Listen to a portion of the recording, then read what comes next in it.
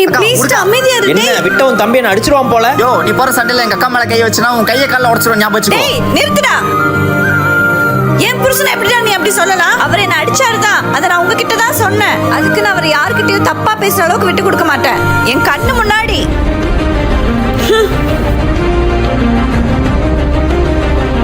சேட்டை பண்ணுவேன்.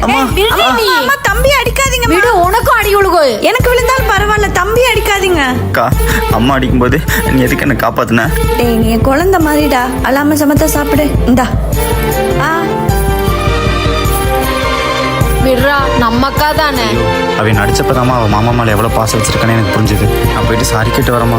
அவன் அப்படி பண்ணதுக்கு சாரிங்க. ஏய் அவன் போட்ட சண்டையில தான் இப்போ நம்ம 2 பேரும் ஒன்று சேர்ந்துருக்கோம். உன்னால முடிஞ்சா அவங்ககிட்ட போய் ஃபர்ஸ்ட் சாரி கேளு. சாரி. என் குழந்தைய நானே கை நீட்டி அடிச்சிட்டேன்.